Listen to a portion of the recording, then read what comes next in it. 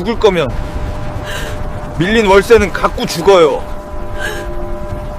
아줌마 돈 많다며. 그날 밤 한강다리 위에 한 할머니가 서 있었습니다. 순대국밥집을 40년 넘게 지켜온 분이었죠. 하루아침에 보이스피싱으로 3억 원, 평생 모은 피 같은 돈을 모두 잃었습니다. 살 이유가 없다고 생각했던 그 순간 할머니는 다리 난간을 넘으려 했습니다. 그 순간 누군가의 손이 할머니의 옷깃을 거칠게 낚아챘습니다. 같은 건물 2층에 살던 이름도 몰랐던 젊은 총각이 그분의 손을 붙잡았습니다. 그리고 이 만남은 한 사람의 목숨을 살린 것을 넘어 대한민국을 뒤흔든 보이스피싱 조직을 전부 무너뜨리는 시작이 됩니다. 이 만남이 어떻게 보이스피싱 전부를 잡는 이야기로 이어졌을까요? 사연 시작하기 전에 구독과 좋아요 꼭 눌러주세요. 여러분의 따뜻한 마음과 여러분의 응원이 이야기를 이어나가는데 큰 힘이 됩니다. 그럼 지금부터 한강다리에서 시작된 기적같은 이야기 함께 들어가 보겠습니다. 당신은 악마의 목소리를 들어본 적이 있습니까? 우리는 흔히 악마가 끔찍한 괴물의 소리를 낼 거라고 상상하죠. 찢어지는 듯한 비명이나 짐승의 그르렁거리는 소리 같은 것들 말입니다. 하지만 현실 속의 악마는 다릅니다. 그들은 너무나 예의 바르고 지적이며 심지어 당신을 걱정하는 다정한 목소리로 찾아옵니다. 평생을 바쳐 쌓아올린 삶의 터전이 단 10분 만에 모래성처럼 무너져 내리던 그날, 나영자 씨의 귓가에 들린 것도 바로 그 상냥한 악마의 목소리였습니다. 시간을 조금 거슬러 올라가 보죠. 경기도 외곽 능소와 재래시장의 새벽 4시입니다. 아직 해가 뜨기 도전이지만 이곳은 이미 대낮처럼 환합니다. 골목 어귀에서부터 구수한 냄새가 진동을 하네요. 40년 전통 영잔의 순대국집에서는 도마질 소리, 국밥 끓는 소리가 끊기질 않았습니다. 가게 안에는 뽀얀 수증기가 가득하고 그 사이로 자그마한 체구의 여인이 보입니다. 올해 68 나영자 씨입니다. 그녀의 손을 보세요.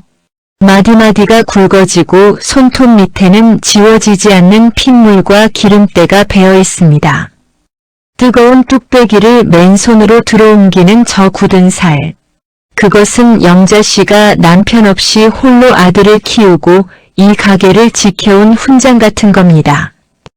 입은 좀 거칠어도 국물 하나만큼은 거짓말을 안 한다는 게 그녀의 철학이죠. 영자 걸걸한 목소리로 아이고, 김씨. 오늘 고기 때깔이 왜 이래? 돼지가 우울증 걸렸었나? 좋은 놈으로 좀 가져와봐. 정육점 김씨. 에이, 누님도 참, 오늘 새벽에 들어온 놈이라니까요. 그나저나 소식 들으셨죠? 재개발 확정난 거. 재개발. 그 단어 하나에 영자 씨의 표정이 묘하게 풀어집니다. 능소와 시장통에서만 40년. 낡고 허름한 이 가게가 드디어 빛을 보는 순간입니다. 어제 저녁, 영자 씨의 통장에는 평생 만져보지 못한 거금이 찍혔습니다.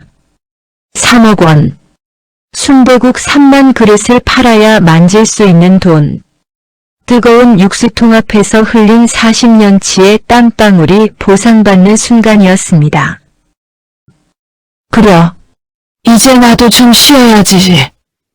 허리도 끊어질 것 같고 이 돈 받으면 전세 좀 넓은 데로 옮기고 남는 건 꼬박꼬박 연금이나 받으면서 살 거야. 영자 씨는 앞치마 주머니에 든 스마트폰을 꺼내봅니다. 은행앱을 열어 잔고를 확인하는 그녀의 입가에 어린아이 같은 미소가 번지네요. 숫자 3 뒤에 붙은 수많은 0들. 그것은 단순한 숫자가 아니었습니다. 그녀의 노후이자 안락함이자 자존심이었습니다. 하지만 호서다마라고 했던가요? 영자 씨의 행복한 상상을 깨는 불청객이 있습니다. 가게 2층 다락방 같은 월세방에 사는 청년 때문입니다. 쿵쿵거리는 발소리, 나무 계단 삐걱이는 소리. 영자 천장을 향해 소리치며 야! 202호! 너 아직도 자냐? 해가 중천인데 젊은 놈이 시체처럼 잠만 퍼자고 있어. 이번 달 월세 밀리면 방 뺀다고 했어. 안 했어. 아무리 소리쳐도 대답이 없습니다. 2층 청년 한시우. 30이 넘은 나이에 직업도 없이 방구석에 틀어박혀 사는 그를 시장 사람들은 2층 유령이라고 부릅니다. 가끔 밤에 편의점을 갈 때나 마주치는데 늘 모자를 푹 눌러쓰고 눈을 마주치는 법이 없죠. 영자 씨는 그런 시우가 못마땅합니다. 열심히 땀 흘려 일하지 않는 젊음이 그녀의 눈엔 죄악처럼 보였으니까요. 하지만 그녀는 알지 못했습니다. 그 무기력해 보이는 청년이 훗날 그녀의 유일한 동아줄이 될 줄은요. 날카로운 휴대전화 벨소리. 오후 2시. 점심 장사가 끝나고 잠시 한가해진 시간. 영자 씨가 평상에 앉아 믹스커피를 휘젓고 있을 때였습니다. 테이블 위에 놓인 휴대전화가 요란하게 울립니다. 화면에 뜬 번호는 02로 시작하는 낯선 번호. 평소라면 받지 않았을 겁니다. 하지만 재개발 조합이나 구청에서 온 전화일지도 모른다는 생각에 영자 씨는 무심코 통화 버튼을 눌렀습니다. 영자 씨의 말. 여보세요? 어떤 남자의 전화. 차분하고 권위적인 저음으로 하는 말. 안녕하십니까? 서울중앙지검 첨단범죄수사일부 김민수 검사입니다. 나영자 씨 본인 맞으십니까? 검사. 평생 경찰서 근처에도 가본 적 없는 영자 씨의 심장이 덜컥 내려앉습니다. 시장통에서 큰 소리 치던 여장부였지만 검찰이라는 단어가 주는 무게감은 달랐습니다. 영자는 떨리는 목소리로 수화기를 들고 네, 제가 나영자 맞는데요. 무슨 일이시죠? 다름이 아니라 나영자 씨 명의로 개설된 대포통장이 금융사기 범죄에 연루되었습니다. 현재 피해 금액만 50억 원에 달하고 피해자 중 2분이 자살을 했습니다. 본인이 개설한 게 맞습니까? 50억. 자살. 현실감 없는 단어들이 영자 씨의 머릿속을 헤집어 놓습니다.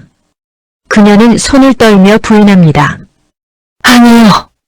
저는 그런 통장 만든 적 없어요. 저는 그냥 시장에서 순대국 파는 할망구인데. 그렇다면 명의도용을 당하신 것 같군요. 다행히 저희가 주범은 검거했습니다만 나영자 씨가 공범이 아니라는 걸 입증하지 못하면 구속수사가 불가피합니다. 지금부터 제가 묻는 말에 거짓 없이 대답하셔야 합니다. 협조하지 않으시면 공무집행방해 및 범죄 은닉 혐의가 추가됩니다. 남자의 목소리는 빠르고 단호했습니다. 생각할 틈을 주지 않고 몰아붙이는 화법. 영자 씨는 억울함보다 공포가 앞섰습니다.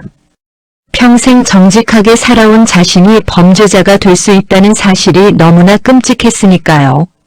지금 선생님의 주거래은행 계좌에 있는 3억 원. 그 돈이 불법 자금과 섞여 있는지 확인해야 합니다. 금융감독원에서 파견된 직원이 정리 검수를 할 겁니다. 지금 당장 가까운 은행으로 가셔서 전액을 현금으로 인출하세요. 영자 씨는 온몸에 힘이 쭉 빠지면서 대답했어요. 현금으로요? 3억을 다요? 네. 그리고 주의하셔야 합니다. 지금 은행 직원들 중에도 범죄 조직과 연루된 내부자가 있습니다. 절대 돈을 찾는 이유를 말해서는 안 됩니다. 전세 보증금이나 가게 인테리어 비용이라고 둘러대세요. 만약 눈치채고 돈을 빼돌리면 선생님 재산은 영영 못 찾습니다. 이것은 완벽한 고립입니다.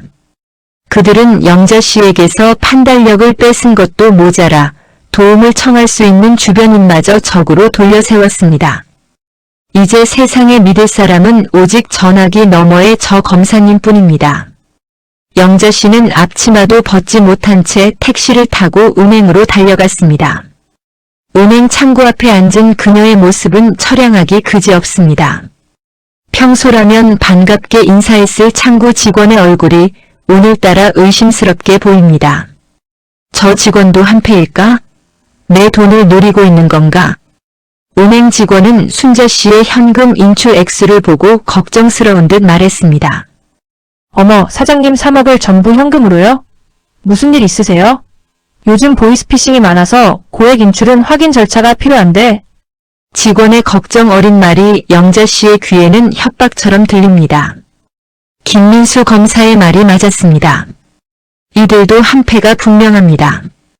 영자 씨는 전화기속 검사가 시킨 대로 소리를 버럭 지릅니다. 내 돈 내가 찾겠다는데 왜 이래라 저래라야. 가게 수리해야 한다고. 빨리 안 내놔. 결국 5만원권 다발이 가득 담긴 쇼핑백 2개가 영자 씨의 손에 들립니다. 묵직합니다. 이것은 단순한 종이 뭉치가 아닙니다. 새벽 4시의 칼바람, 뜨거운 육수에 데인 상처, 아들의 대학 등록금, 그리고 그녀의 노후. 그녀의 인생 전체가 이 가방 안에 들어있습니다. 택시는 다시 달립니다. 검사가 지시한 장소는 지하철역 물품 보관함. 국가안전코드로 보호되는 금고이니 안심하라는 말이 왜 그리 든든하게 들렸을까요? 영자 씨는 떨리는 손으로 비밀번호를 누르고 가방을 밀어넣습니다. 철커덕. 차가운 금소금과 함께 보관함 문이 닫힙니다. 수고하셨습니다. 검수가 끝나는 대로 1시간 내에 다시 입금해드릴 겁니다. 그때까지 절대 전화 끊지 마시고 근처 카페에서 대기하세요. 아시겠죠? 영자 씨는 카페 구석 자리에 앉아 전화기를 붙들고 기다립니다. 10분이 지납니다. 30분이 지납니다. 1시간이 지났습니다. 전화기 너머에서는 아무런 소리도 들리지 않습니다. 이상한 침묵. 불길한 예감이 등줄기를 타고 올라옵니다. 영자는 불안한 마음으로 떨리는 손으로 전화기를 듭니다. 여보세요. 검사님. 김민수 검사님. 대답이 없습니다. 다급해진 영자 씨는 통화 종료 버튼을 누르고 다시 전화를 겁니다. 하지만 돌아오는 것은 기계적인 안내음뿐입니다. 지금 거신 번호는 없는 번호요니. 없는 번호? 영자 씨는 미친 사람처럼 카페를 뛰쳐나갑니다. 지하철역으로 달립니다. 숨이 턱 끝까지 차오르고 심장이 터질 것 같지만 다리는 멈추지 않습니다. 물품 보관함 앞. 떨리는 손으로 비밀번호를 누릅니다. 삐삐삐. 문이 열립니다. 텅 비어 있습니다. 먼지 한 톨 남기지 않고 깨끗하게 비어 있습니다. 그녀의 40년이 신기루처럼 사라졌습니다. 영자 씨는 그 자리에 주저앉습니다. 비명도 나오지 않습니다. 그저 멍하니 빈 보관함의 어둠만을 바라볼 뿐입니다. 사람들이 웅성거리며 지나가지만 영자 씨의 귀에는 아무것도 들리지 않습니다. 세상의 모든 소리가 차단된 것 같습니다. 얼마나 시간이 지났을까요? 영자 씨는 넋이 나간 표정으로 파출소 의자에 앉아 있습니다. 젊은 순경이 곤란한 표정으로 그녀를 봅니다. 할머니, 그러니까 검사라고 했다고요? 이거 전형적인 보이스피싱이에요. 요즘 이런 거 엄청 많은데. 아휴 그 큰 돈을. 영자는 초점 없는 눈으로 간절하게 물었습니다. 찾을 수 있는 거죠. 우리 순경 양반이 잡아줄 수 있는 거지. 그 돈 없으면 나 죽어. 그게 어떤 돈인데. 일단 접수는 하겠는데요. 솔직히 말씀드리면 힘들어요. 놈들이 벌써 돈 세탁해서 해외로 뺐을 거고 테프폰이라 추적도 안 되고요. 잡는다고 해도 돈 돌려받는 건 거의 불가능하다고 보셔야 합니다. 불가능. 공권력은 너무나 솔직했고 그래서 더 잔인했습니다. 영자 씨는 비틀거리며 파출소를 나옵니다. 밖은 이미 어두워졌습니다. 차가운 초겨울 바람이 젖은 땀을 식히며 살을 파고듭니다. 시장의 불빛들이 하나 둘 꺼져갑니다. 영자 씨는 자신의 가게 영자네 순대국 앞에 섭니다. 불 꺼진 가게는 마치 주인의 운명처럼 쓸쓸해 보입니다. 유리창에 비친 자신의 얼굴을 봅니다. 바보, 천치, 등신, 평생 안 입고 안 먹으며 모은 돈을 제 손으로 도둑놈들에게 갖다 바친 늙은이. 가족들에게, 아니 죽은 남편에게 면목이 없습니다. 살아있다는 것 자체가 치욕스럽게 느껴집니다. 그녀의 발걸음이 저절로 움직입니다. 집이 아닌 강 쪽으로. 강한 바람소리, 차량 경적소리, 강물의 출렁임. 한강 다리 위입니다. 밤 공기가 칼날처럼 날카롭습니다. 다리 아래 검은 강물은 모든 것을 삼킬 듯이 입을 벌리고 흐릅니다. 영자 씨는 난간을 붙잡고 섭니다. 눈물이 말라버린 줄 알았는데 다시 흐릅니다. 억울해서가 아닙니다. 너무나 죄스러워서입니다. 영감, 나 갈게. 가서 당신한테 맞아 죽을게. 내가 미쳤지? 내가 미쳤어. 영자 씨는 신발을 벗습니다. 가지런히 놓인 낡은 운동화. 그녀는 난간 위로 올라섭니다. 세상이 빙글빙글 돕니다. 저 아래 검은 물이 그녀에게 손짓하는 것 같습니다. 이리 오라고. 여기선 아무 걱정 없다고. 눈을 질끈 감습니다. 몸을 앞으로 기울입니다. 그 순간이었습니다. 턱, 옷자락이 팽팽하게 당겨지는 소리. 누군가의 손이 영자 씨의 옷깃을 거칠게 낚아챘습니다. 엄청난 악력입니다. 영자 씨의 몸이 난간 안쪽으로 곤두박질 칩니다. 아스팔트 바닥에 뒹구는 영자 씨. 놀란 눈으로 고개를 들어보니 거친 숨을 몰아쉬는 한 남자가 서 있습니다. 모자를 푹 눌러 쓴 헐렁한 트레이닝복 차림. 2층 총각 시우였습니다. 늘 흐리멍텅하던 그의 눈빛은 온데간데 없습니다. 가로등 불빛 아래 드러난 시우의 눈은 맹수처럼 서늘하고 날카롭게 빛나고 있습니다.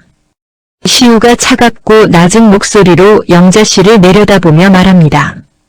죽을 거면 밀린 월세는 갚고 죽어요. 아줌마 돈 많다며. 그것은 위로가 아니었습니다.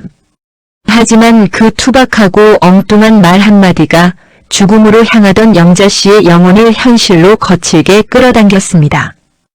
영자 씨의 멍한 표정과 시우의 강렬한 눈빛이 허공에서 부딪힙니다. 차가운 강바람 사이로 새로운 이야기의 서막이 오르고 있었습니다. 빼앗긴 돈 3억. 벼랑 끝에 선 시장통 할머니. 그리고 정체를 알 수 없는 방구석 해커. 놈들은 상대를 잘못 골랐습니다. 장모님의 스팸 차단, 그 통쾌한 반격이 지금 시작됩니다. 하지만 영자 씨는 아직 모릅니다.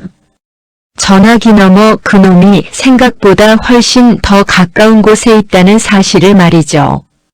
법은 멀고 주먹은 가깝다는 말이 있죠. 하지만 이 디지털 야생의 세계에서는 조금 다릅니다.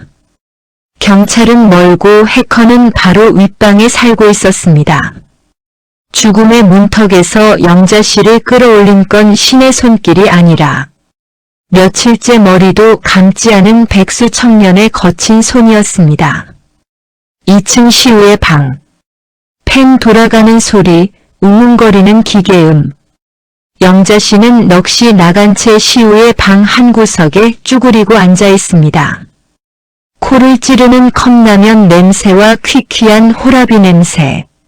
하지만 영자 씨의 눈에 들어온 건 쓰레기장이 된 방구석이 아니었습니다. 방 한 면을 가득 채운 6개의 모니터. 그 화면 위로 알 수 없는 영어와 숫자들이 폭포수처럼 쏟아져 내리고 있었습니다. 우리가 알던 2층 백수 한시우는 그곳에 없었습니다. 모자를 벗어던진 시우의 눈빛은 먹잇감을 노리는 맹금류처럼 날카로웠죠. 그의 손가락이 키보드 위를 춤추듯 날아다닙니다. 시우는 모니터를 보며 건조하게 말했습니다. 아줌마 돈 아직 한국에 있어요. 영자 씨의 고개가 번쩍 들립니다. 죽은 줄 알았던 심장이 다시 쿵쾅거리기 시작합니다. 뭐라고? 내 돈이 아직 있어. 놈들은 현금을 수거하면 바로 송금하지 않아요. 쪼개서 세탁하죠. 워커라고 불리는 수거책들이 지금 서울 경기 일대를 돌면서 현금을 모으고 있을 겁니다. 아줌마가 지하철 보관함에 넣은 그 돈. 아직 놈들의 수거 차량 안에 있다는 소리예요. 영자 씨는 믿을 수가 없습니다. 방새나 밀리던 이 젊은이가 어떻게 검사도 모르는 걸 알고 있는 걸까요? 의심 가득한 영자 씨의 눈빛을 읽었는지 시우가 의자를 돌려 영자 씨를 정면으로 바라봅니다. 제가 그놈들 서버 관리자였으니까요. 순간 방 안에 정적이 흐릅니다. 영자 씨의 입이 벌어집니다. 은인이 아니라 공범이었단 말인가. 시우가 씁쓸한 표정으로 자신의 과거를 툭 내뱉습니다. 알바인 줄 알고 시작했어요. 서버만 관리해주면 큰돈 준다길래. 근데 제 여동생이 당했어요. 그놈들한테 동생 목숨값으로 번 돈이라는 걸 알았을 땐 이미 늦었죠. 시우의 목소리가 미세하게 떨립니다. 그는 범죄자였지만 동시에 가장 큰 피해자였습니다.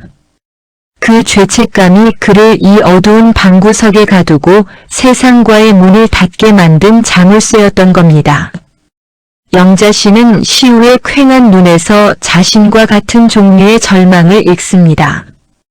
가족을 지키지 못했다는 자책감. 그 공통된 고통이 두 사람 사이의 벽을 허물어뜨립니다. 다음 날 아침 영자 씨는 시우가 찾아낸 자료를 들고 경찰서로 달려갔습니다. 하지만 현실의 벽은 콘크리트보다 단단했습니다.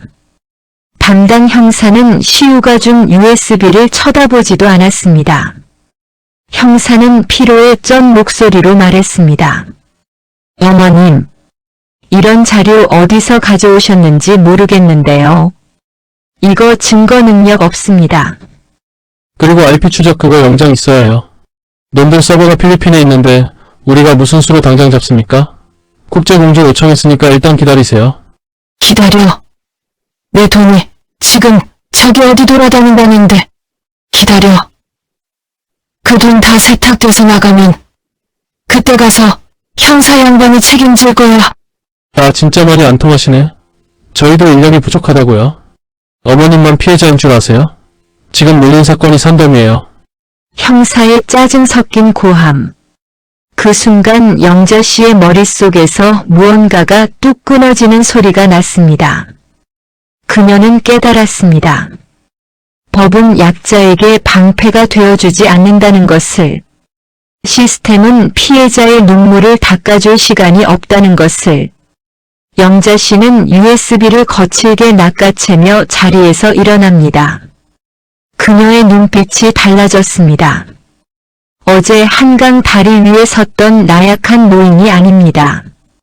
40년 동안 뜨거운 김 솟는 순대국집을 지켜온 능소와 시장의 욕쟁이 할매가 돌아온 겁니다. 영자는 낮고 서늘하게 말했습니다. 그래. 니들 바쁜 거 알겠다. 그럼 내일은 내가 알아서 하마. 대신 나중에 딴소리 하지 마라.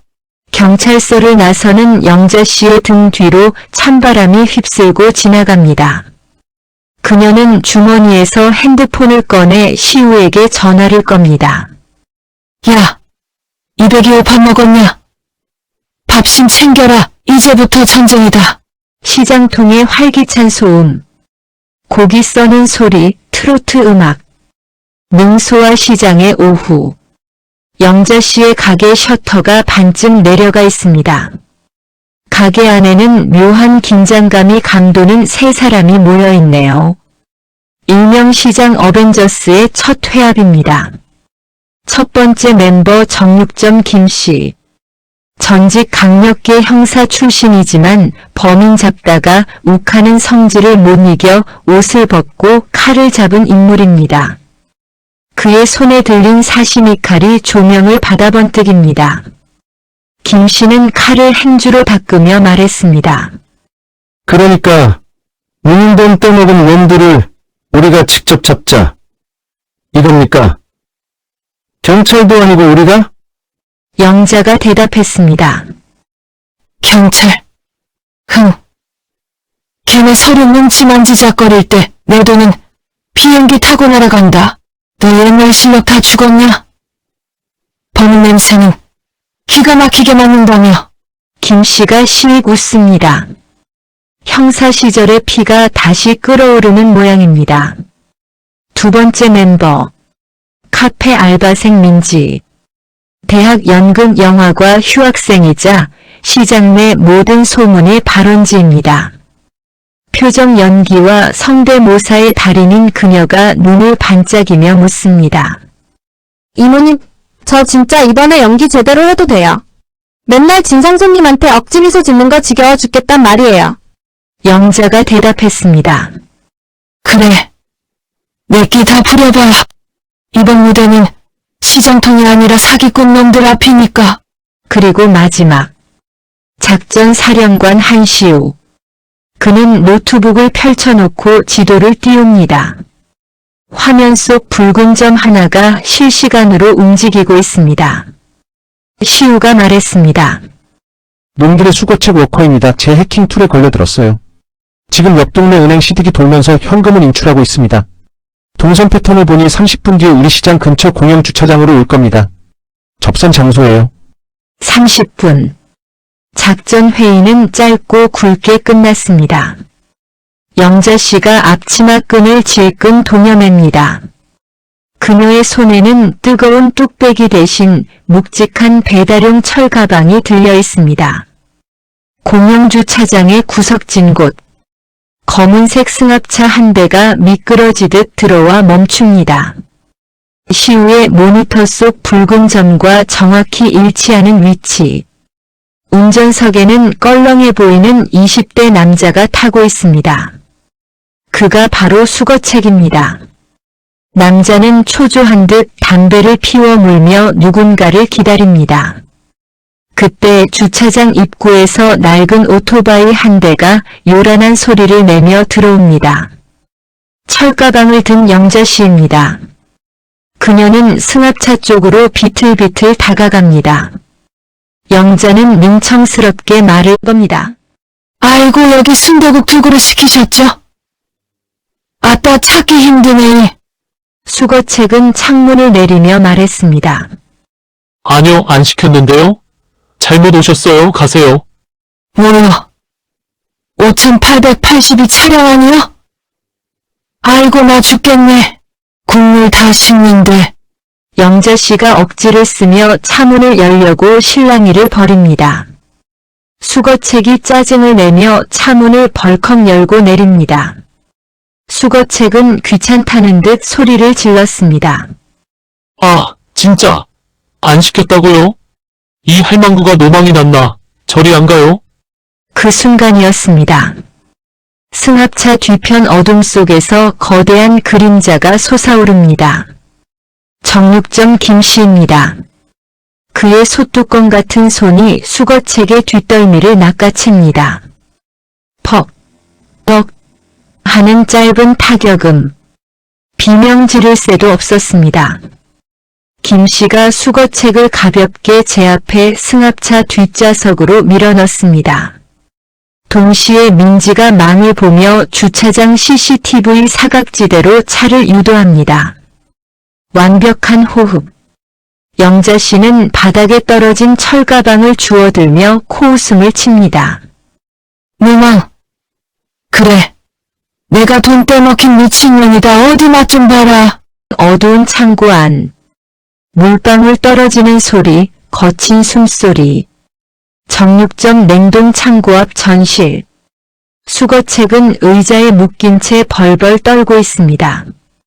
그의 앞에는 서늘한 냉기를 뿜어내는 김씨가 고기 다듬는 칼을 슥슥 갈고 있고, 시우는 수거책에 압수한 핸드폰을 노트북에 연결해 데이터를 빼내고 있습니다. 그리고 영자씨가 뜨거운 국밥 한 그릇을 들고 다가옵니다. 먹으러 가는 길에 배는 안 고파야지. 수거책은 울먹이며 말을 더듬었습니다. 서 선생님들, 저 아무것도 몰라요. 그냥 시키는 대로 알바만 한 거예요. 제발 살려주세요. 영자씨가 소리쳤습니다. 알바? 남의 눈에 피눈물 흘리게 해놓고 알바. 야, 이놈아. 내가 이 돈 모으려고 40년을 뜨거운 불 앞에서 살았다. 니들이 가져간 그 돈. 냄새나 맡아봐라. 피 냄새 안 나냐? 영자씨의 호통에 창고가 쩌렁쩌렁 울립니다. 그녀의 분노는 단순한 화가 아닙니다. 무시당하고 짓밟힌 서민들의 울분 그 자체였습니다. 수거책은 영자씨의 기세에 눌려 오줌을 지릴 판입니다. 그때 시우가 고개를 듭니다. 뚫었어요. 놈들 대화방. 그리고 지금 전화 옵니다. 징징징 진동소리. 테이블 위에 놓인 수거책의 핸드폰이 요란하게 웁니다. 발신자 정보 없음. 모두가 숨을 죽입니다. 그것은 바로 총책, 놈들의 우두머리에게서 온 전화입니다. 수거책이 공포에 질린 눈으로 영자씨를 쳐다봅니다. 시우가 영자씨에게 작게 속삭입니다. 바다의 위치 추적 시작합니다. 영자씨는 떨리는 손으로 핸드폰을 집어듭니다. 심장이 터질 것 같지만 그녀는 심호흡을 한번 크게 내쉽니다. 그리고 통화 버튼을 누릅니다. 전화기로 보스의 변조된 목소리가 들립니다. 야, 13호 수거 끝났어? 왜 보고가 늦어? 빨리 입금하네. 기계음 섞인 차가운 목소리. 이 목소리입니다. 영자씨의 인생을 지옥으로 밀어넣었던 그 말투, 그 억양. 영자씨의 눈에서 불꽃이 튑니다. 그녀는 더 이상 피해자가 아닙니다. 사냥꾼입니다. 영자씨는 낮고 묵직한 목소리로 말합니다. 입금 좋아하시네. 보스 전화. 누구냐 넌? 잠시의 정적. 영자씨는 입꼬리를 비틀어 올리며 생애 가장 통쾌한 선전포고를 날립니다. 나단이들이 호구라고 털어먹은 순대국집 주인이다. 잘 들어라. 내 돈 3억. 10원짜리 하나 빼지 말고 그대로 토해내라. 보스 전화. 비웃듯이. 이 할망구가 미쳤나? 경찰에 신고라도 하게? 영자 서늘하게. 경찰. 아니 경찰은 너무 얌전해서 재미없지. 내가 직접 간다. 이들 뼈도 못 추리게 만들어주러. 영자씨의 서슬퍼런 경고와 함께 시우의 모니터 화면에 추적 성공이라는 녹색 글자가 뜹니다. 영자씨는 전화를 끊지 않고 핸드폰을 쥔 손에 힘을 줍니다. 화면 너머의 보스, 그리고 화면 밖의 시청자들에게 영자씨의 분노가 고스란히 전해집니다. 기다려라. 장모님이 회초리 들고 가니까. 반격은 시작되었습니다. 이제 쫓고 쫓기는 추격전이 펼쳐집니다. 가장 무서운 적은 어디에 있을까요? 성벽 밖에서 칼을 들고 서 있는 적군일까요? 아니면 어둠 속에서 숨을 죽이고 있는 자객일까요? 아닙니다. 진짜 공포는 당신이 등을 내어줄 만큼 믿었던 사람. 당신이 눈물을 흘릴 때 가장 먼저 손수건을 건네주던 그 사람의 주머니 속에 가장 날카로운 비수가 숨겨져 있다는 사실을 깨닫는 순간 찾아옵니다. 등잔 밑이 어둡다고 하죠. 영자씨의 등잔 밑은 어두운 정도가 아니라 칠흑 같은 지옥이었습니다. 영자씨가 놈들에게 선전포고를 날린 지 딱 3일이 지났습니다. 능소와 시장은 지금 전쟁터가 따로 없습니다. 하지만 이 전쟁은 총칼로 싸우는 게 아닙니다. 보이지 않는 전파와 데이터가 시장 사람들의 목을 조여오고 있습니다. 새벽 5시 청과물가게 박씨 아저씨가 배달 온 사과 상자를 열다 말고 비명을 지릅니다. 썩은 생선 내장이 가득 차 있습니다. 건어물 가게 최씨 아주머니의 휴대전화는 1분 간격으로 울려댑니다. 최씨가 빚을 안 갚고 도망갔다는 허위 문자가 시장 전체 상인들에게 뿌려졌기 때문이죠. 어디 그뿐일까요? 배달 앱에는 영자씨의 순대국에서 바퀴벌레가 나왔다는 악성 리뷰가 초단위로 올라옵니다. 가게 전화기는 쉴 새 없이 울려대지만 받으면 기괴한 기계음 소리만 들릴 뿐입니다. 상인 1. 영자네 가게로 달려오며 영자 누님, 대체 어디서 무슨 짓을 하고 다니는 거야? 누님 때문에 우리 가게까지 영업정지 당하게 생겼어. 구청에 누가 민원을 넣었는지 위생과에서 들이닥쳤다고. 상인이 맞아. 나한테는 밤새도록 장례식장에서 전화가 왔어. 내가 죽었다고 누가 화환을 보냈다잖아. 무서워서 살 수가 있어야지. 시장 사람들의 원망 어린 시선이 화살처럼 영자 씨에게 꽂힙니다. 며칠 전만 해도 재개발 보상금을 축하해주던 이웃들이었습니다. 하지만 공포는 연대감보다 전파 속도가 빠릅니다. 놈들은 정확히 알고 있었습니다. 영자 씨를 고립시키는 방법, 그녀의 가장 큰 무기인 사람을 떼어놓는 방법을 말이죠. 영자 씨는 죄인처럼 고개를 숙입니다. 자신 때문에 M1 이웃들이 피해를 보는 상황. 그녀의 어깨가 눈에 띄게 움츠러듭니다. 하지만 2층 방구석의 참모 시우의 생각은 달랐습니다. 시우의 방. 빠른 키보드 소리와 무전기 소음. 시우 모니터를 노려보며 반응이 왔어요. 놈들이 급하다는 증거예요. 시우가 영자 씨에게 설명합니다. 이렇게 무차별적으로 공격한다는 건 역으로 말하면 그들도 당황하다는 뜻입니다. 자신들의 꼬리가 밟혔다는 걸 알고 시선을 분산시키려 발악하는 것이죠. 시우는 이 혼란을 역이용하기로 합니다. 놈들이 시장 전체를 공격하느라 전력이 분산된 틈을 타 진짜 몸통을 끌어낼 미끼를 던지는 겁니다. 작전명 침에 걸린 땅 부자. 영자 씨가 맡아야 할 배역입니다. 다음날 오후 영자 씨는 짝짝이 양말에 촌스러운 몸빼 바지를 입고 옆 동네 은행을 찾았습니다. 품에는 낡은 보자기를 소중하게 끌어안고 있습니다. 그녀는 창구 직원이 아니라 객장에 앉아있는 사람들에게 들리도록 혼잣말을 중얼거립니다. 어눌한 연기를 하며 아이고, 우리 영감이 숨겨둔 금괴가 여기 있는데 이걸 어디다 숨기나. 아들이 알면 다 뺏어갈 텐데. 보자기 사이로 슬쩍 보이는 누런색 금속. 사실은 시장 철물점에서 구한 황동 문손잡이입니다. 하지만 탐욕의 눈이 먼 놈들의 눈에는 순금 덩어리로 보일 겁니다.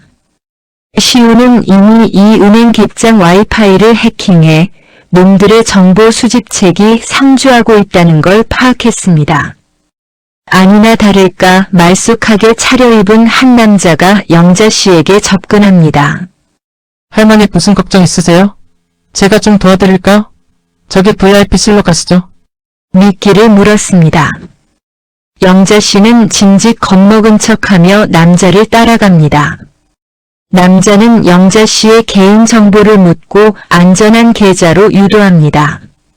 영자 씨는 시우가 만들어준 가짜 신분증과 대포폰 번호를 넘겨줍니다. 이 정보가 놈들의 메인 서버로 입력되는 순간 시우는 역으로 그 서버의 위치를 특정할 수 있습니다. 작전은 성공한 듯 보였습니다. 하지만 영자 씨는 간과하고 있었습니다. 이 모든 데이터를 실시간으로 들여다보고 있는 최종 관리자가 누구인지 말입니다. 고급스러운 클래식 음악이 흐르는 신협 지점장실. 에스프레소 머신 돌아가는 소리.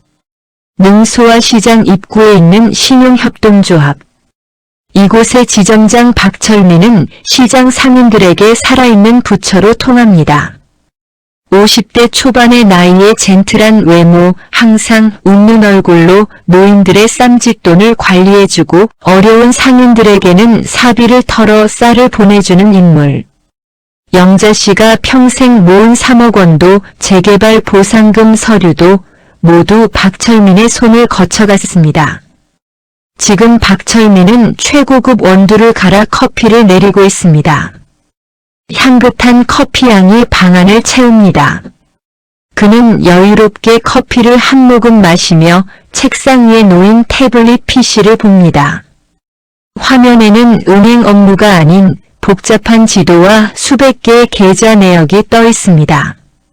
그리고 방금 들어온 새로운 먹잇감, 금괴 가진 치매 노인의 정보가 팝업으로 뜹니다. 박철민 미소를 띈 채 어라? 나영자 씨? 박철민의 입꼬리가 비릿하게 올라갑니다. 그는 알아본 겁니다. 가짜 신분증 사진 속 인물이 자신의 오랜 고객 영자 씨라는 것을. 그리고 깨닫습니다. 며칠 전 놈들에게 선전포고를 날린 미친 할망구가 바로 영자 씨였고 지금 이 어설픈 연극 또한 자신들을 잡기 위한 함정이라는 것을요. 박철민은 혼잣말로 중얼거렸습니다. 영자 누님 생각보다 앙큼하시네. 뒤에 누가 있나? 박철민은 태블릿 화면을 터치합니다.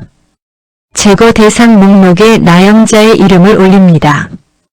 그리고 아무 일도 없다는 듯 인터폰을 누릅니다.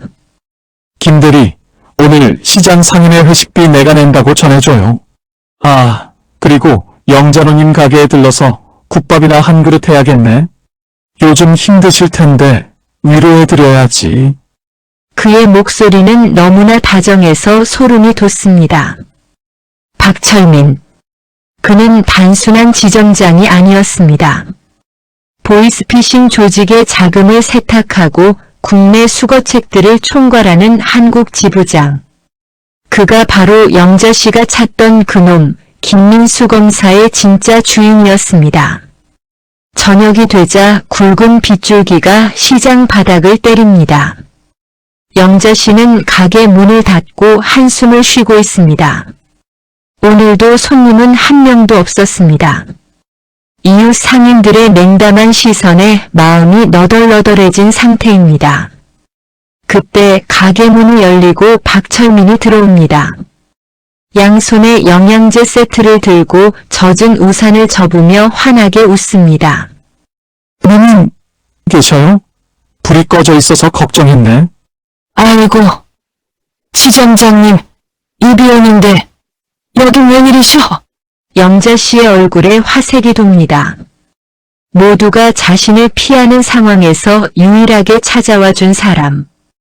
박철민은 영자 씨의 맞은편에 앉아 따뜻한 위로를 건넵니다. 요즘 시장 분위기가 흉흉하죠? 너무 마음 쓰지 마세요. 다 지나갑니다. 그나저나 잃어버린 돈 때문에 속상해서 어쩌요? 경찰은 뭐래요? 영자 씨는 울컥합니다. 경찰도 무시하고 이웃도 외면한 자신의 아픔을 알아주는 유일한 내 편. 그 믿음이 영자 씨의 입을 열게 만듭니다. 절대 말해서는 안 될 비밀을 말입니다. 지점장님만 알고 있어. 사실은 경찰은 믿을게 못. 내가 따로 손을 썼어. 박철민 눈빛이 순간 번뜩이며 따로? 누님이 무슨 수로? 저기 2층 사는 총각 있잖아. 지우라고. 그 친구가 컴퓨터 도사야. 글쎄, 놈들 본거지를 거의 다 찾아냈대. 필리핀 어디라는데 오늘 밤이면 위치가 정확히 나온다네. 순간 박철민의 손이 멈칫합니다. 그가 들고 있던 찻잔의 물결이 미세하게 흔들립니다. 그는 아주 천천히 잔을 내려놓습니다. 그리고 세상에서 가장 걱정스러운 표정을 지으며 묻습니다. 저런 그 2층 총각, 믿을 만한 사람이에요? 요즘 세상이 하도 흉해서. 그럼 내 생명의 은인이야. 지금도 위에서 밤새 컴퓨터 두드리고 있어. 내일 아침이면 다 끝장낼 수 있을 거야. 내일 아침. 박철민은 속으로 계산을 끝냅니다. 시간이 없습니다. 오늘 밤 안에 처리해야 합니다. 그는 자리에서 일어나며 영자 씨의 손을 꼭 잡습니다. 누님, 너무 고생 많으셨어요. 제가 다 해결해 드릴게요. 오늘 밤 푹 주무세요. 아무 걱정 마시고. 그 말이 영자 씨에게는 구원처럼 들렸을 겁니다. 하지만 그것은 사형 선고였습니다. 가게를 나선 박철민은 차에 타자마자 어딘가로 전화를 겁니다. 그의 얼굴에서 사람 좋은 미소는 온데간데 없이 사라지고 차가운 살기만이 남았습니다. 작업 들어간다. 위치는 영전의 순대국 2층. 쥐새끼 한 마리가 서버를 건드리고 있어. 자료 싹 다 태우고 쥐새끼는 묻어버려. 밤 11시. 천둥 소리가 울리고 폭우가 쏟아집니다. 시우는 마지막 코드를 입력하고 엔터키를 누르려던 참이었습니다. 모니터 화면에 최종 접속 위치 확인 중. 98%라는 바가 차오르고 있었습니다. 기쾅. 철문이 부서지는 소리. 1층 가게 셔터가 찢어지는 듯한 굉음과 함께 뜯겨나갑니다. 영자씨가 자다가 놀라 뛰어나옵니다. 검은 우비를 입은 사내 대여섯 명이 쇠파이프를 들고 가게 안으로 들이닥칩니다. 그들은 영자씨를 거들떠보지도 않고 곧장 2층 계단으로 향합니다. 누구야? 당신들 뭐야? 영자씨가 사내의 바지가랑이를 잡고 늘어집니다. 사내가 영자씨를 거칠게 밀쳐냅니다. 벽에 부딪혀 쓰러진 영자씨의 시야에 열린 가게 문 밖에서 우산을 쓰고 서 있는 한 남자의 구두가 들어옵니다. 반질반질하게 닦인 고급 구두. 익숙합니다. 영자씨는 고개를 들어 그 남자를 봅니다. 비에 젖은 시장 골목 가로등 불빛 아래 서 있는 박철민. 그는 더 이상 웃고 있지 않습니다. 그는 쓰러진 영자씨를 벌레 보듯 내려다보며 핸드폰을 귀에 대고 무심하게 말합니다. 할망구는 살려둬. 보는 눈이 많으니까. 대신 입도 뻥끗 못하게 겁 좀 주고. 영자씨의 심장이 멎는 것 같습니다. 배신감이라는 단어로는 설명이 안 됩니다. 자신의 손으로 자신의 입으로 아들 같은 시우를 죽음의 아가리로 밀어넣었다는 죄책감이 그녀를 덮칩니다. 영자 절규하며 지점장님 아니지? 아니라고 해! 시우 건드리지 마! 안 돼! 2층 시우의 방. 문을 부수는 소리, 다급한 키보드 소리. 2층 상황은 급박합니다. 시우는 1층의 소란을 듣자마자 직감했습니다. 들켰다. 그는 놈들의 위치 추적이 완료된 하드디스크를 뽑아 품에 넣습니다. 방문이 쿵쿵 울리기 시작합니다. 나무 문짝이 쪼개지며 놈들의 쇠파이프가 불쑥 들어옵니다. 시우는 창문을 엽니다. 2층 높이. 뛰어내리면 다칠 수 있지만 선택의 여지가 없습니다.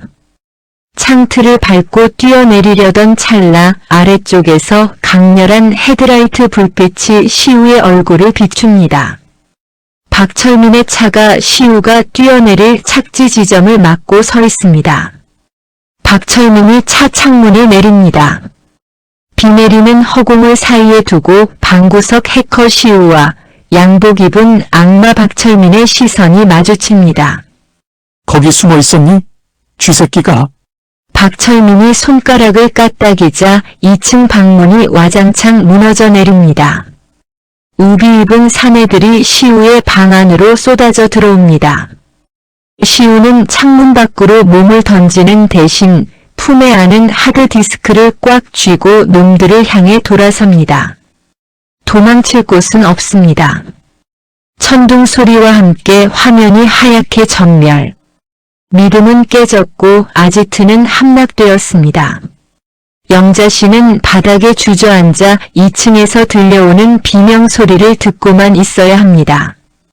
이 끔찍한 밤 가장 믿었던 사람이 꽂은 칼날은 영자씨의 심장과 시우의 목숨을 동시에 겨누고 있습니다. 과연 그들은 이 절망의 포위망을 뚫고 아침을 맞이할 수 있을까요?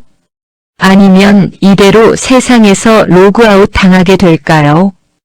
호랑이를 잡으려면 호랑이 굴로 들어가야 한다는 옛말이 있죠. 하지만 그 말이 빠뜨린 진실이 하나 있습니다. 제 발로 호랑이 굴에 들어가는 먹잇감은 미쳤거나 아니면 사냥꾼이거나 둘 중 하나라는 사실입니다. 비 내리는 인천의 한 폐공장. 검은 승합차 한 대가 거친 엔진 소리를 내며 멈춰 섭니다. 트렁크 문이 열리고 짐짝처럼 던져지는 두 사람. 포승줄에 묶인 시우와 입에 테이프가 붙은 영자씨입니다. 폐공장 내부. 수십 대의 전화벨 소리, 타자기 소리, 웅성거림.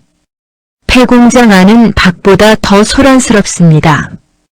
수백 평 남짓한 공간에 빽빽하게 들어찬 책상들.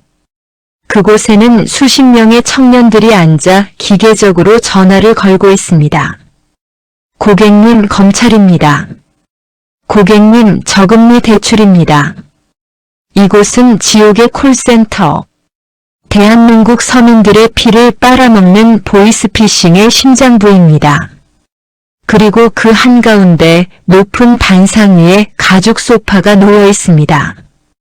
박철민이 다리를 꼬고 앉아 끌려온 두 사람을 내려다봅니다. 그의 손에는 와인잔이 들려있네요. 시장통에서 국밥을 말던 촌노와 방구석 폐인을 자신의 성체로 불러들인 왕의 오만함이 느껴집니다. 박철민이 와인을 흔들며 말했습니다. 어서 오세요, 누님. 그리고 우리 쥐새끼 친구. 여기가 내 진짜 직장입니다. 신역보다 훨씬 활기차죠? 영자씨가 몸부림치자 박철민이 눈짓을 합니다. 부하가 영자씨의 입에 붙은 테이프를 거칠게 떼어냅니다. 영자씨는 가쁜 숨을 몰아쉬며 소리 질렀습니다. 천벌을 받을 놈, 내가 그러고도 사람이냐? 내 돈, 아니 우리 시장 사람들 피눈물 흘리게 한 돈으로 와인이 목구멍에 넘어가. 피눈물이라 누님, 돈에는 이름표가 없어요. 주머니에 들어오면 다 내 돈이지. 3억? 그거 오늘 하루면 여기서 버는 돈입니다. 억울해요? 억울하면 배우셨어야지. 세상이 어떻게 돌아가는지. 박철민은 자리에서 일어나 거대한 스크린을 가리킵니다. 스크린에는 실시간으로 입금되는 피해 금액이 숫자로 찍히고 있습니다. 1초에 수십만 원씩 올라가는 숫자들. 그것은 누군가의 전세금이고 수술비이고 등록금일 겁니다. 보세요. 지금도 멍청한 인간들이 돈을 보내고 있잖아. 내가 나쁜 게 아니에요. 속는 놈들이 바보지. 안 그래요? 시우군? 박철민의 시선이 시우에게 향합니다. 피투성이가 된 얼굴로 바닥에 무릎 꿇린 시우. 그는 고개를 숙인 채 어깨를 들썩이고 있습니다. 우는 걸까요? 아니면 공포에 질린 걸까요? 아닙니다. 그는 웃고 있습니다. 시우는 피 섞인 침을 뱉으며 말했습니다. 그래. 네 말이 맞아. 속는 놈이 바보지. 시우가 고개를 드는 순간 그가 쓰고 있던 뿔테 안경의 렌즈가 번쩍 빛납니다. 동시에 영자씨의 가디건 두 번째 단추에서도 미세한 붉은 불빛이 깜빡입니다. 단순한 단추가 아닙니다. 초소형 카메라와 송수신 장치. 지금 이 모든 상황, 박철민의 얼굴, 그의 육성, 그리고 뒤편의 범죄 현황판까지. 모든 것이 나영자의 스팸 차단 TV라는 이름으로 유튜브에 생중계되고 있었습니다. 유튜브 라이브 알림은 띠링띠링 폭발적으로 늘어나는 소리. 시청자 수가 1명에서 5,000명, 5,000명에서 12만 명으로 화면 하단의 숫자가 미친 듯이 올라갑니다. 채팅창은 분노로 도배됩니다. 저놈 신협지점장 아니야? 미친 저기가 어디야? 경찰 뭐하냐? 당장 출동해라. 박철민은 아직 모릅니다. 자신이 승리감에 도취해 떠벌린 모든 범죄 자백이 전 국민에게 생방송되고 있다는 사실을요. 시우는 묶인 손 뒤로 숨겨둔 초소형 블루투스 키보드를 손가락 감각만으로 조작합니다. 그의 손가락이 움직일 때마다 공장 내부의 스피커 볼륨이 서서히 올라갑니다. 시우가 입을 열었습니다. 박철민 너 워커들한테 위치 전송할 때 보안 코드 안 바꿨더라? 뭐? 박철민은 깜짝 놀랐습니다. 시우는 쓴웃음 지으며 말했습니다. 지금 내 부하들이 엉뚱한 손님들을 데려오고 있거든. 쾅, 쾅, 쾅. 공장 철문이 찌그러지는 소리. 그때였습니다. 공장의 거대한 철제 셔터가 굉음과 함께 안쪽으로 휘어집니다.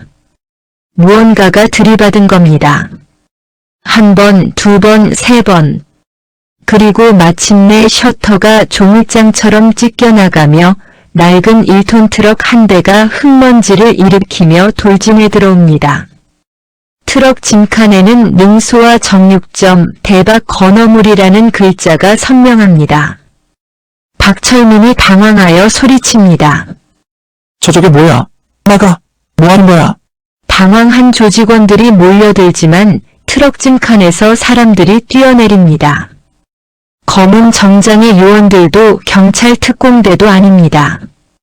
피 묻은 앞치마를 두른 정육점 김씨, 냉동동태 2마리를 쌍절곤처럼 쥐고 있는 건어물 가게 최씨, 야구 방망이를 든 쌀집 아저씨. 그들은 시장 어벤져스였습니다. 김씨가 우렁차게 소리쳤습니다. 강인이 우리 영장님을 건드려?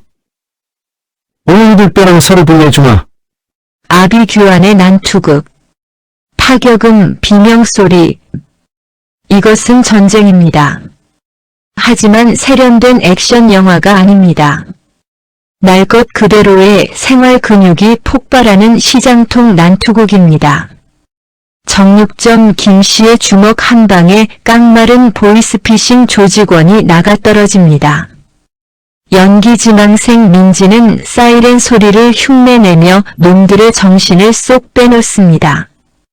윙윙. 경찰이다. 다 손들어.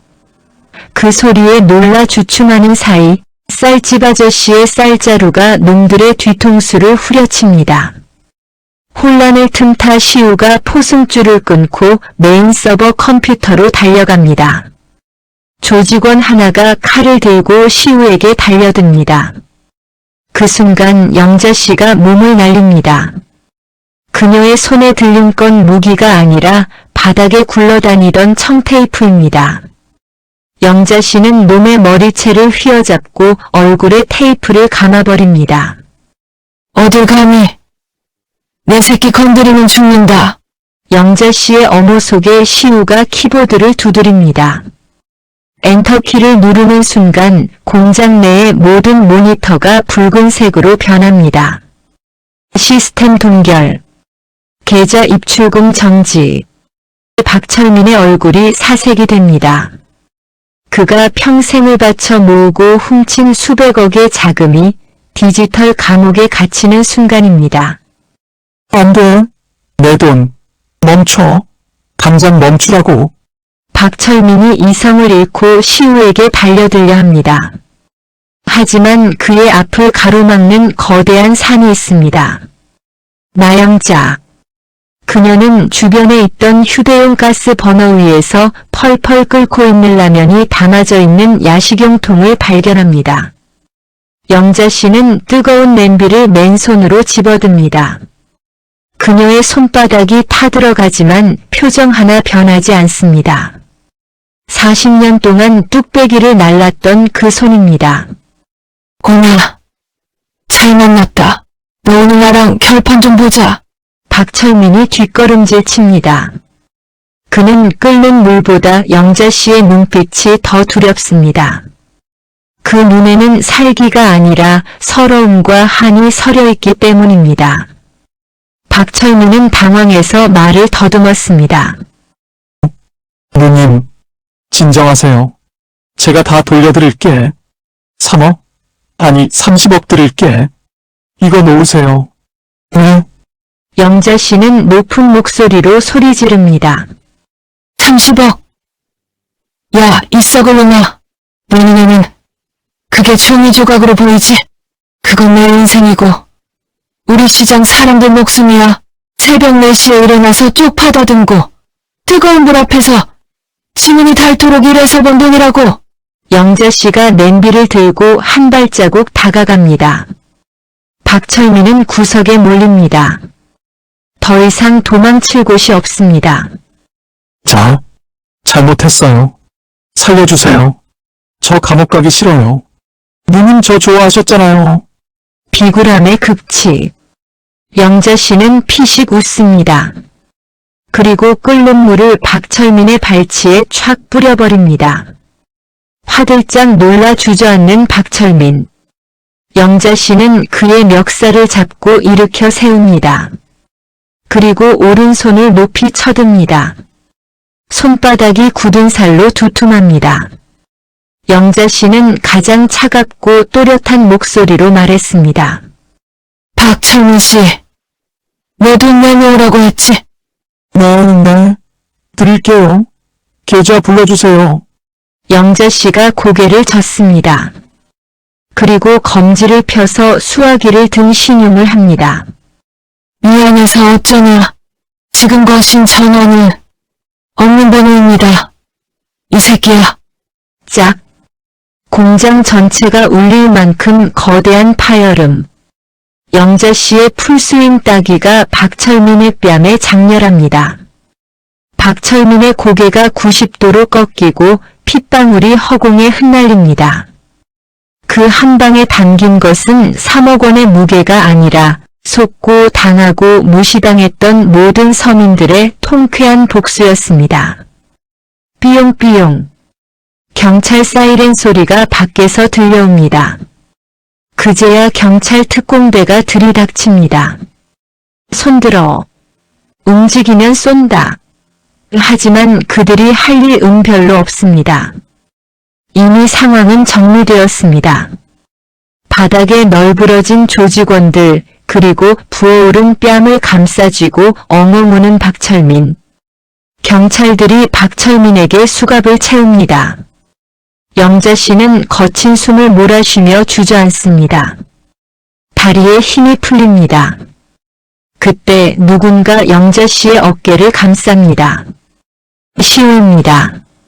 안경은 깨지고 입가는 터졌지만 그는 영자 씨를 보며 환하게 웃고 있습니다. 아줌마. 아니, 엄마. 우리 이겼어요. 엄마.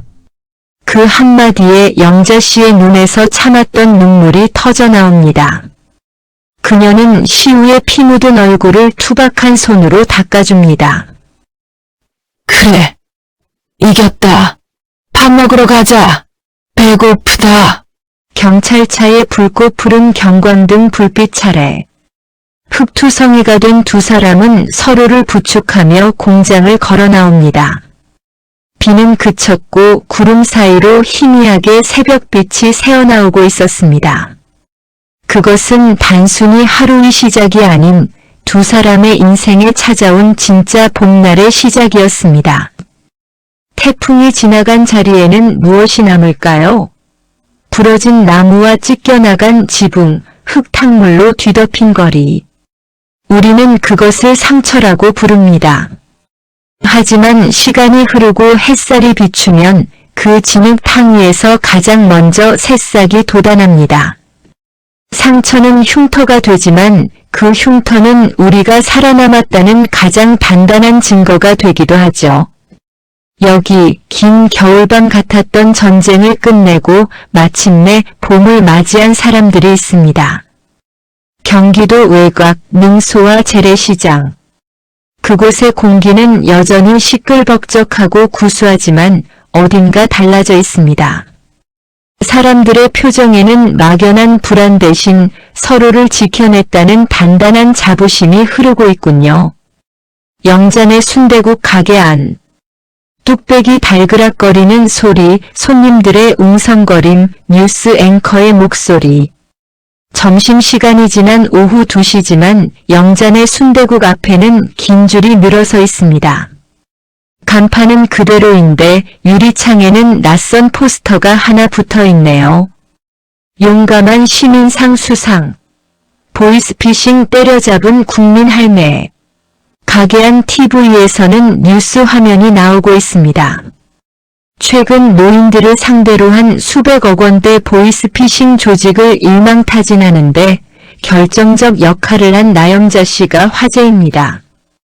그녀는 경찰도 포기했던 사건을 이웃들과 함께 화면 속에 영자 씨가 쑥스러운 듯 고개를 숙이고 인터뷰하는 장면이 나옵니다. 하지만 실제 가게 안의 영자 씨는 TV를 볼 새도 없습니다. 밀려드는 주문에 육수를 퍼담느라 손이 보이지 않을 지경이니까요. 사장님, 여기 순대국 2개요. 근데 진짜 그 깡패들한테 뜨거운 물 뿌리신 거예요? 와, 진짜 대박이다. 영자 이마의 땀을 훔치며 아이고, 그만 좀 물어봐.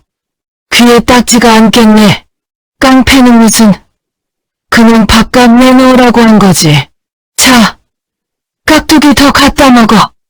퉁명스러운 말투는 여전하지만 영자 씨의 얼굴색은 확연히 좋아졌습니다.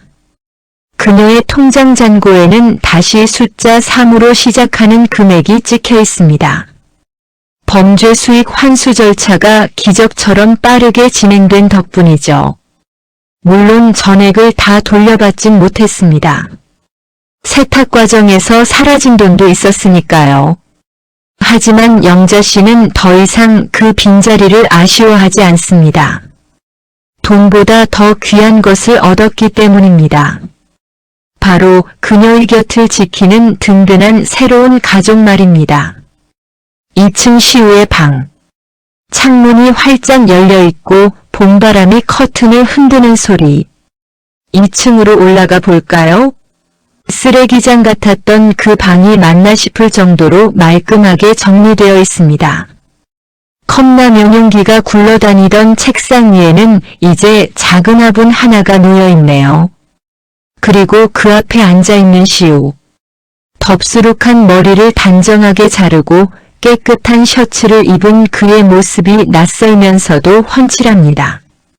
그는 지금 편지 한 통을 읽고 있습니다.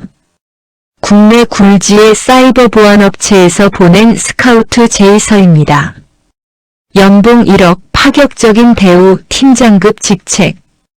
과거의 전과 기록을 감안하고서라도 그의 실력을 높이 사겠다는 파격적인 제안입니다. 보통의 청년이라면 저라고 받아들였을 기회죠.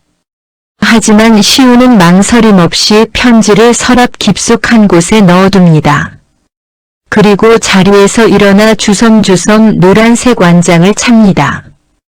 능소화 시장 디지털 보안관 촌스러운 글씨체로 적힌 완장입니다. 계단을 내려가는 경쾌한 발소리. 시우가 1층으로 내려오자 영자 씨가 대파를 다듬다 말고 핀잔을 줍니다. 야, 200이요. 너 또 그 완장 차고 나가냐? 대기업에서 오라고 난리라며 굴러들어온 복을 왜 발로 차? 너 바보냐? 시우 싱긋 웃으며 거기 가면 야근해야 하잖아요. 저는 엄마. 아니 아줌마가 해주는 밥 못 먹으면 일 못해요. 그리고 여기 할머니들 스마트폰 고쳐줄 사람 저밖에 없잖아요. 아이고, 말이나 못하며 밥값이 아까워서라도 내가 너 장가 갈 때까지 부려먹을 거다. 잔소리 말고 가서 김씨 아저씨네 카드 단말기나 봐줘라. 또 먹통이라더라. 영자 씨는 투덜거리면서도 가게를 나서는 시우의 뒷모습에서 눈을 떼지 못합니다. 그 눈빛에는 친아들을 바라보는 듯한 애틋함과 자부심이 가득합니다.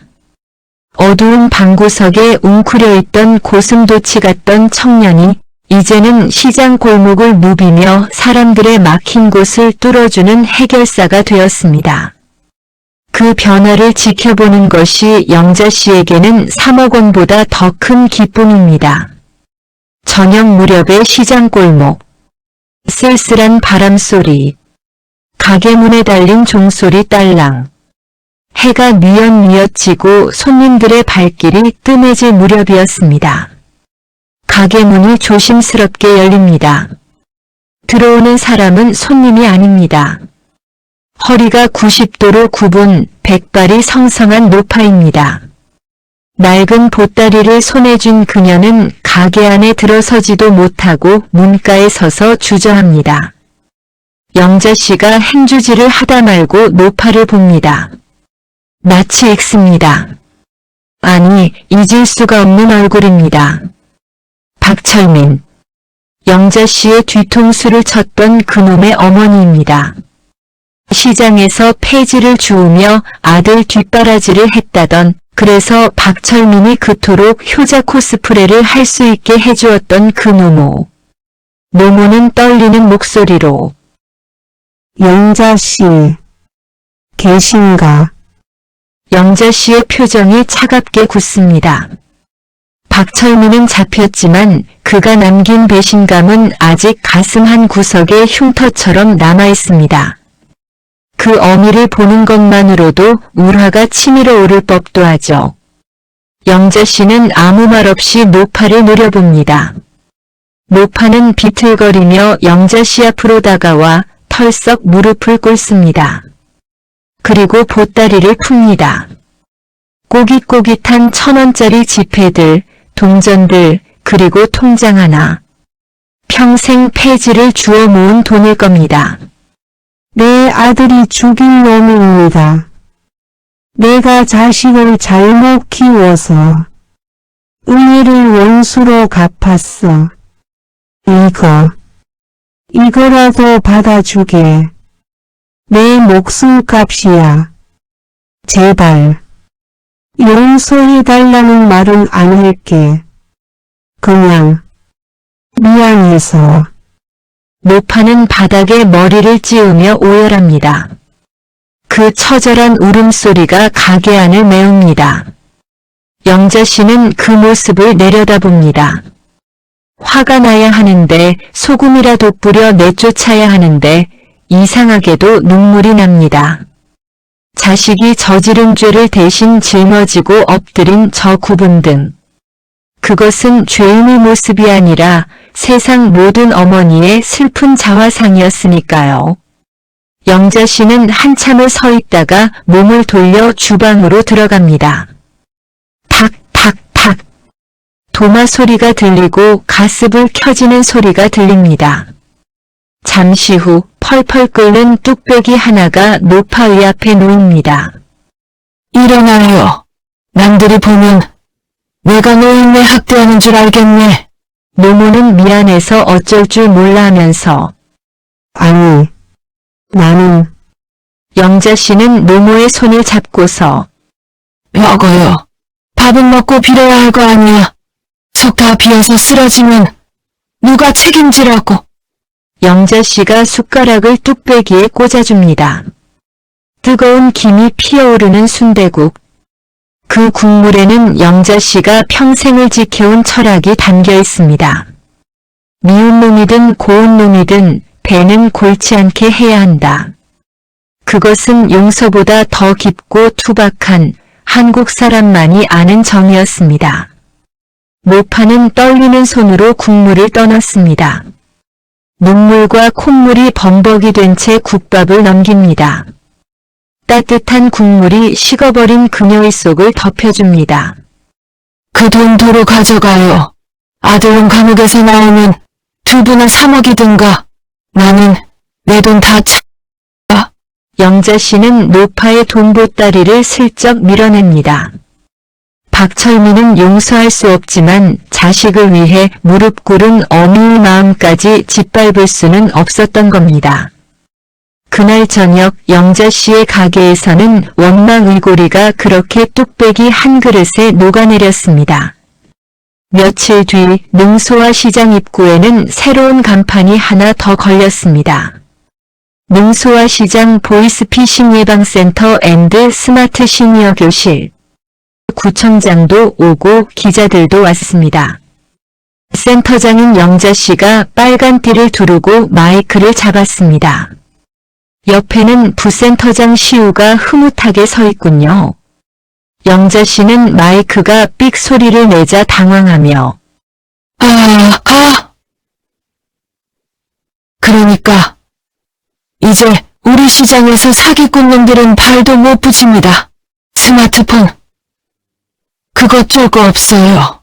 모르면 물어보고, 이상하면 끊고, 우리가 뭉치면 천하무적이다. 이 말입니다. 상인들의 박수갈채가 쏟아집니다. 행사가 끝나고 본격적인 교육 시간이 되었습니다.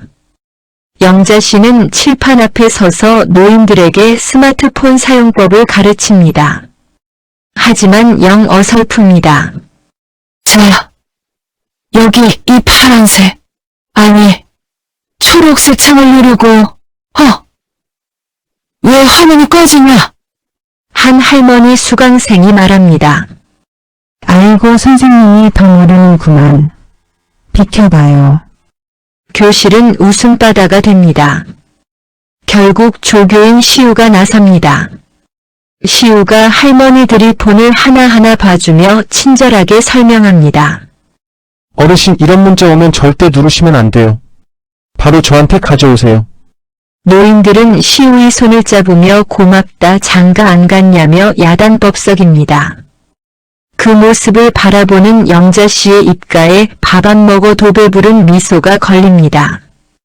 세상과 단절되었던 시우가 이제는 세상과 노인들을 이어주는 다리가 되었습니다. 모든 일과가 끝난 밤 10시. 영자 씨와 시우가 가게 평상에 마주 앉았습니다. 두 사람 앞에는 소박한 밥상이 차려져 있습니다.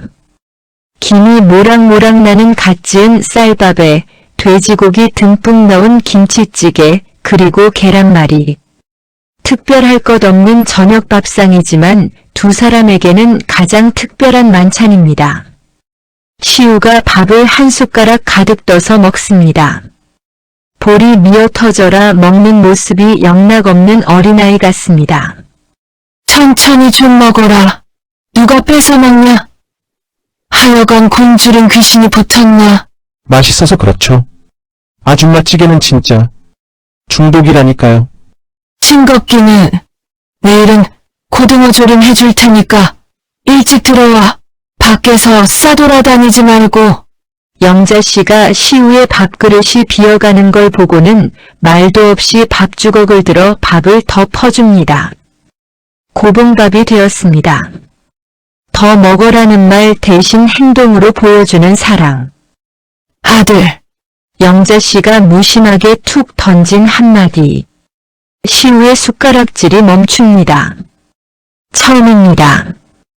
영자 씨가 시우를 아들이라고 부른 것은 시우가 눈을 동그랗게 뜨고 영자 씨를 봅니다. 영자 씨는 민망한 듯 찌개 냄비만 휘젓습니다. 밥 모자라면 더 달라고 하라고. 왜 멀뚱히 보고 있어? 시우의 눈가가 촉촉해집니다. 보이스피싱 조직의 여동생을 잃고 세상에 대한 문을 닫았던 그에게 다시 가족이라는 이름의 문을 열어준 사람. 시우는 코끝이 찡해지는 걸 참으며 밝게 대답합니다. 내 엄마 더 주세요. 많이요. 내 엄마. 그 작은 대답이 밤하늘의 별처럼 가게 안을 환하게 비춥니다. 영자 씨도 그제야 참았던 웃음을 터뜨립니다. 우리는 가끔 세상이 너무 차갑다고 느낍니다. 보이지 않는 곳에서 날아오는 악의적인 목소리들, 믿었던 사람의 배신, 벼랑 끝에 몰린 절망감. 하지만 기억하십시오. 가장 차가운 기계 너머에도 결국은 사람이 있습니다. 그리고 그 사람을 구원하는 건 역시 따뜻한 밥 한 끼와 진심 어린 마음을 나누는 사람이라는 것을요.